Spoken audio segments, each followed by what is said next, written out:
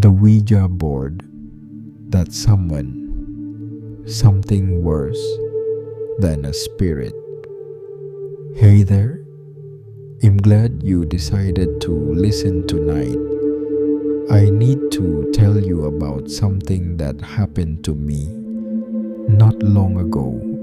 Something I wish I never experienced, yet couldn't look away from. It started like any normal weekend, but trust me, it wasn't. I just moved into a small old house on the edge of town. Nothing fancy really, just a quiet place, the kind that feels like it's been waiting for someone like me to come along and stir things up a bit. The kind of house that's mostly forgotten by time, tucked between newer homes that tried too hard to be modern. The floors creaked, the walls whispered stories I wasn't supposed to hear yet, and there was this faint, almost sweet smell, like wood smoke mixed with old paper. It was comforting in a strange way. My friends had just come over to celebrate my new place. Nothing special, just some beers, snacks, and catching up. We were sitting around the coffee table laughing when one of them pulled out a Ouija board from his bag. You know, one of those wooden boards with letters and numbers, and the planchette that slides around. I always thought those things were a joke, something kids played with at sleepovers or teens used to freak themselves out. But hey, it was late and curiosity got the better of us. We decided to give it a try, mostly for laughs. None of us really believed it could work. I remember the night was perfectly still. The only sound was the soft hum of the heater, and outside the wind was just barely stirring the leaves. We dimmed the lights, lit a couple of candles, and placed our fingers lightly on the planchette. At first, nothing happened. We asked the usual questions. Is anyone there? What's your name? And when the planchette started moving, we thought it was just a prank. But then it spelled out something that made the room go cold even with the candles flickering. The name was Laziel. None of us had heard that name before. It felt heavy, like the air itself thickened around us. I remember my heart beating faster, but no one wanted to stop. There was something addictive in the way that little wooden piece glided over the letters spelling out cryptic messages. We laughed it off when the board asked if we wanted to play a game, but there was a catch. Don't look away, it said. That was when the fun began to fade. The night went on and everything seemed normal again. But as I lay in bed that night, I couldn't shake the feeling that something was watching me. The shadows in the corners of my room seemed darker, heavier. The silence was too quiet, like the house was holding its breath. I tried to tell myself it was just nerves. It had to be. But something inside me whispered that the Ouija board wasn't just a game. It was a doorway. And somehow we had stepped through. The Ouija board that summoned something worse than a spirit. I wish I could say the next day was easier. But from the moment I woke up, something felt off. I kept hearing this soft tapping, almost like a knock, But every time I looked around, there was nothing there, just the empty walls of my old house. It started small.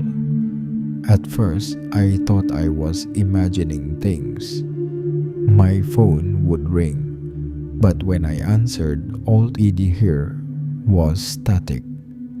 Lights flickered in the kitchen when I wasn't even near the switch. At night, I heard footsteps pacing the hallway outside my bedroom.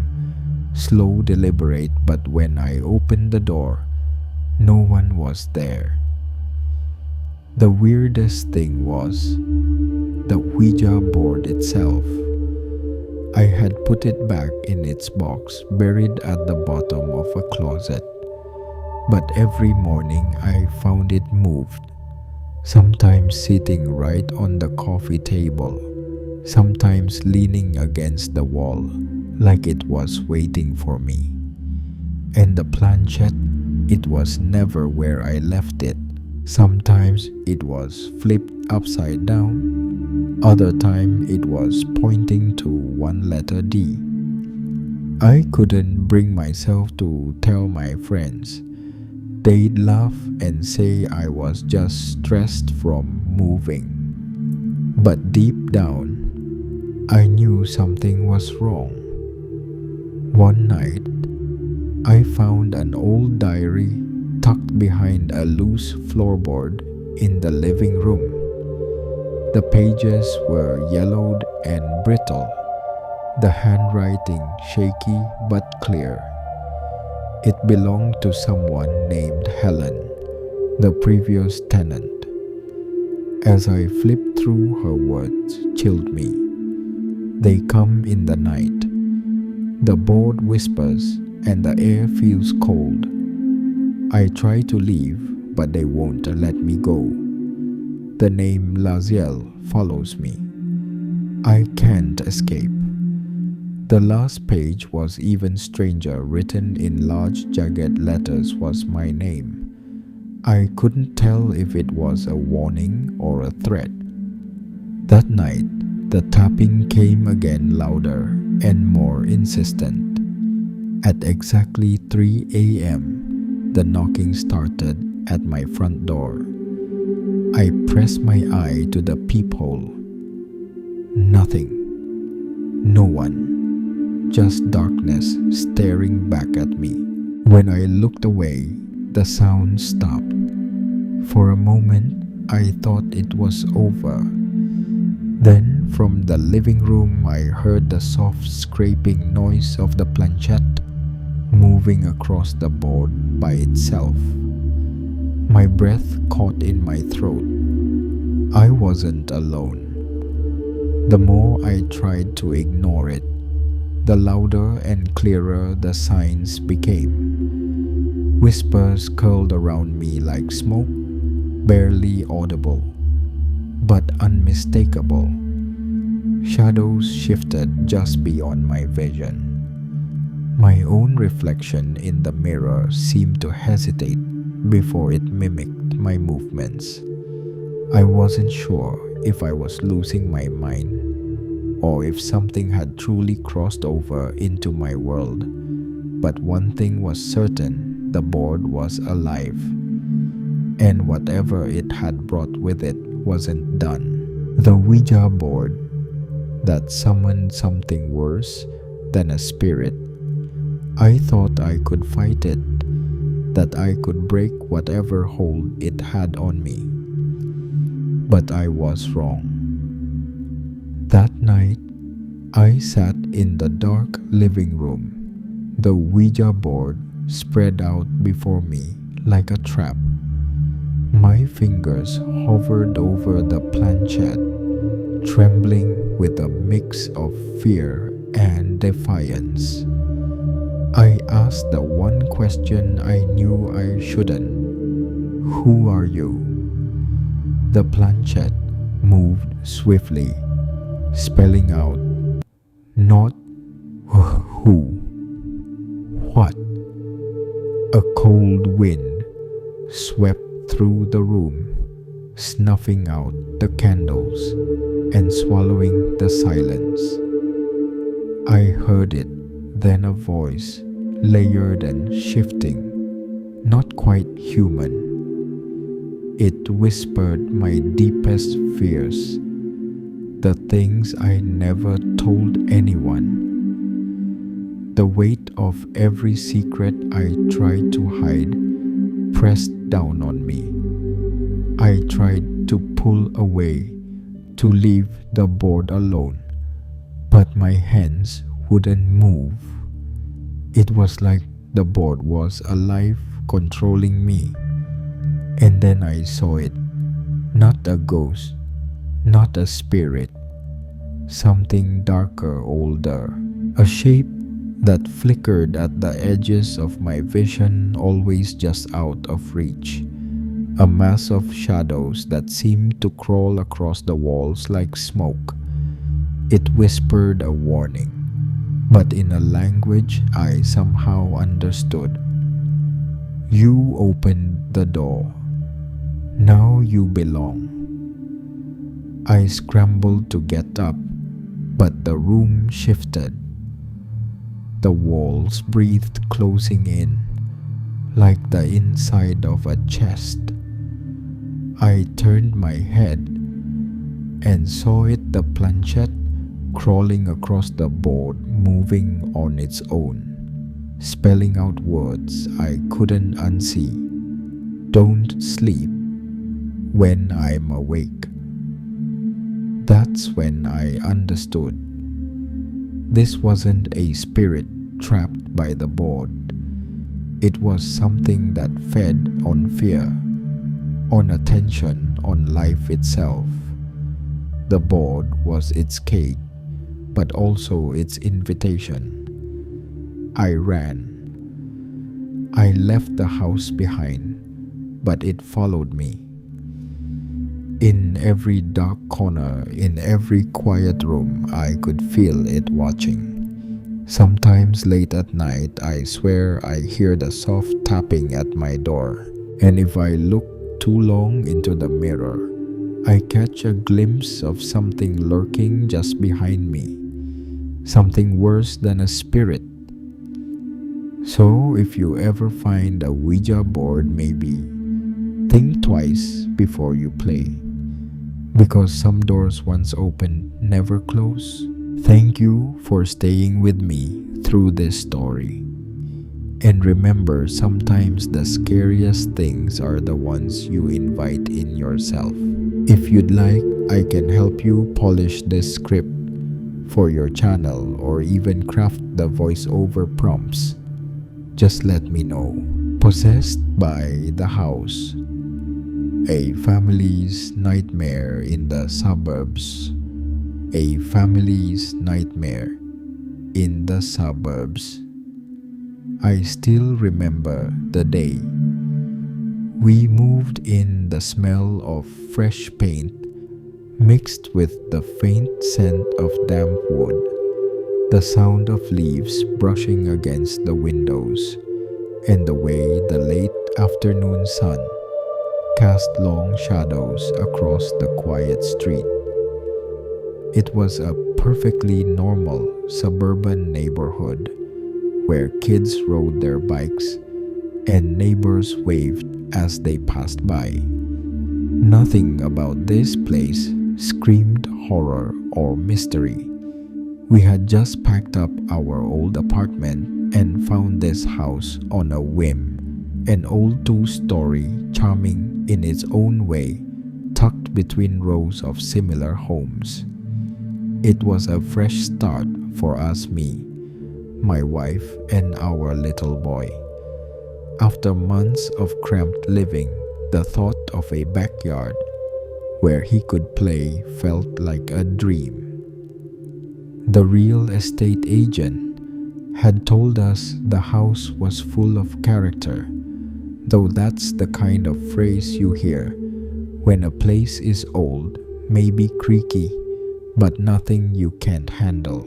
We were tired from the move, too excited to notice the faint chill that lingered inside Once we crossed the threshold, the first few days passed in a blur of unpacking and organizing. We found our rhythms: the morning rush, getting breakfast ready, the evening rituals of story time and quiet good nights.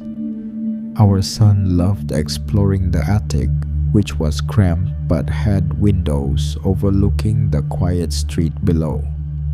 He'd tell us about the funny noises the house made at night, but we shrugged it off as creaks and settling wood. It felt normal until the nights grew longer. Sometimes I would wake up to the faintest sound of footsteps in the hallway. At first I thought it was my wife or our son, maybe one of them getting up to use the bathroom. But when I checked, the hallway was empty. The clock would read just past 3 in the morning. There was also the old mirror in the living room, a large antique piece left by the previous owners. It was oddly placed, catching the moonlight in a way that made the glass shimmer unnaturally. My wife insisted on covering it with a sheet at night. I didn't question it. There was something about the mirror that made the air feel heavier when I looked at it. Our neighbors were polite but distant.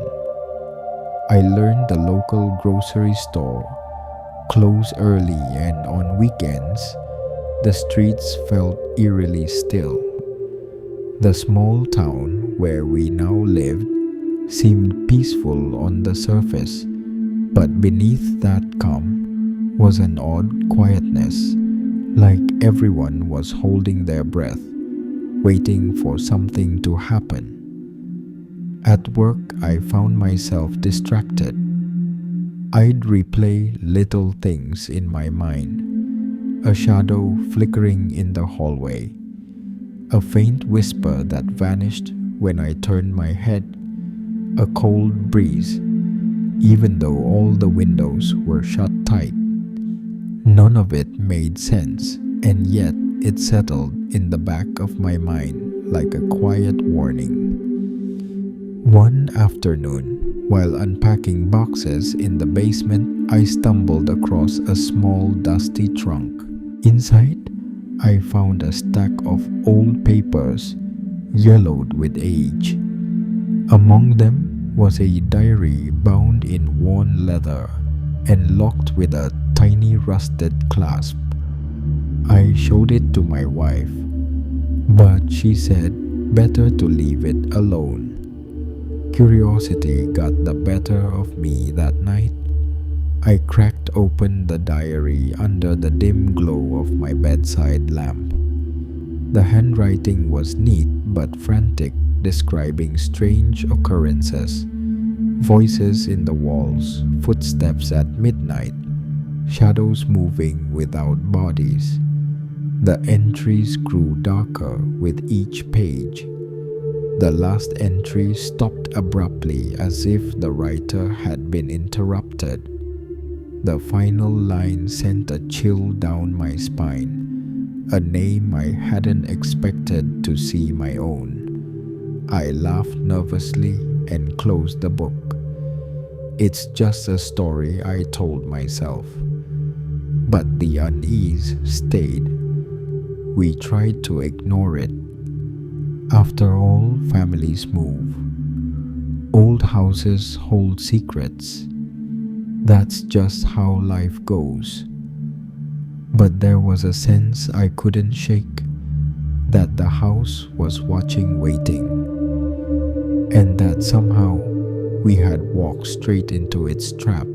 The quiet suburb, the familiar streets, the normal lives, they all masked something older, darker, something that had been there long before us. And it was awake. I tried to convince myself the diary was just an old tenant's fantasy. Maybe someone lonely trapped inside these walls for too long.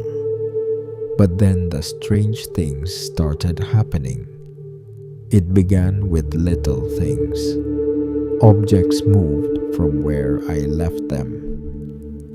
A photo frame shifted on the shelf, barely an inch, but enough to catch my eye. I'd chalk it up to forgetfulness or the house settling. But sometimes he'd find the front door unlocked in the morning, even though we always double-checked. The nights were worse. At exactly 3 a.m. every night, he'd hear a knock on the door. Not loud, soft, hesitant. I'd lie there, heart pounding, listening. Sometimes it was one knock. Other nights, 3 like a code. I would stare at the peephole, willing myself to be brave enough to look, but when I did, there was no one. Nothing but the empty street bathed in moonlight. My wife started hearing voices. Not loud, just faint whispers at first, like someone standing just beyond the bedroom door, talking to herself. She'd wake up terrified, unable to tell me what was said. Our son refused to sleep in his room. He said the shadow man came to his window at night, and when I checked, I found muddy footprints trailing from the backyard to his windowsill. I began keeping a journal to jotting down every odd thing. One night I caught a glimpse of something in the mirror. Not my reflection, but a dark figure standing behind me. I spun around, but again, nothing. The house was playing tricks, or so I thought. But when I found that old diary again, something made me read it deeper. Hidden in the pages was a reference to the visitor, a presence bound to the house by a curse that stretched back centuries. It spoke of a family that once lived here, a family that vanished without a trace. And worse, the diary warned that the curse would choose new victims to suffer the same fate. I showed the diary to a local historian. She looked at it with pale eyes and told me stories. I hadn't heard of a family long ago accused of witchcraft, their children taken and the land cursed by a desperate dying woman's. Curse that no family who lived here would ever find peace. I wanted to leave. I wanted to pack my family up and never look back. But there was something about this house, something that wouldn't let me go. The nights became longer, heavier. One night, the knocking changed. Instead of the soft taps, it turned into frantic banging. I stood at the door, listening to the rhythm, feeling the cold seep through the wood. When I opened it, the porch was empty, but the muddy footprints returned, leading not away, but back inside. I felt eyes on me, unseen but heavy. I'm still not sure what I was more afraid of, the house itself or what it wanted from us. The house wasn't just haunted. It was alive with its own cruel rules, and it made sure we learned them the hard way. It started with small patterns. I noticed the knocking stopped if I didn't answer the door after 3 a.m. But if I dared to look out the peephole at exactly that time, the knocking would begin again, louder, more insistent. The mirror in the living room became a trap. I realized if I looked into it after 2 a.m., I would see things. I couldn't unsee faces pressed close behind the glass shadows, moving just out of reach, whispering secrets I didn't want to hear. My son's behavior changed too. He refused to sleep in his own bed. Every night he insisted on the top bunk, and every morning I would find his bottom bunk wet with tears, as if someone invisible had cried there all night. When I asked him why, he whispered, "The one on the bottom is sad because she's lonely." But we lived alone. I scoured local archives, desperate for answers. I uncovered a chilling truth. This house was once a prison for a young girl, bound and gagged, kept locked away for 7 long years by her own family.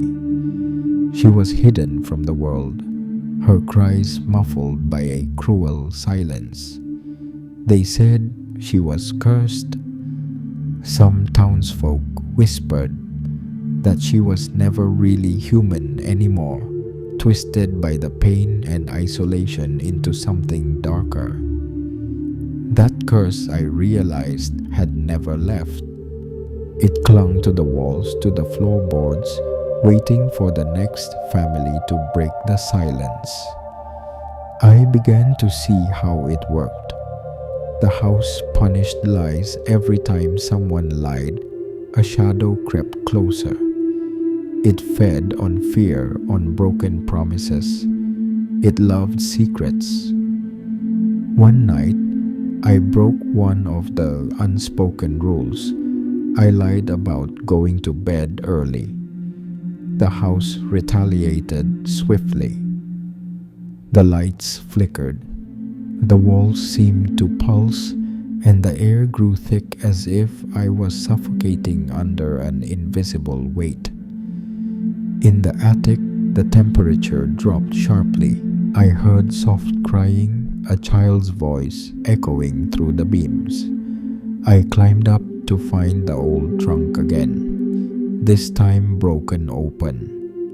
Inside were remnants of the girl's life, a ragged doll, a faded photograph, a lock of hair tied with a black ribbon. The house was trying to tell me something, to make me remember, but remember what I was terrified, but I couldn't leave. Every attempt to pack, every plan to escape was met with obstacles. Keys vanished, car engines died, phone lines went dead. It was as if the house itself was a living prison holding us captive. The nights became a battleground. Shadows danced just beyond my vision. Doors slammed shut by themselves. Whispers turned into cries for help.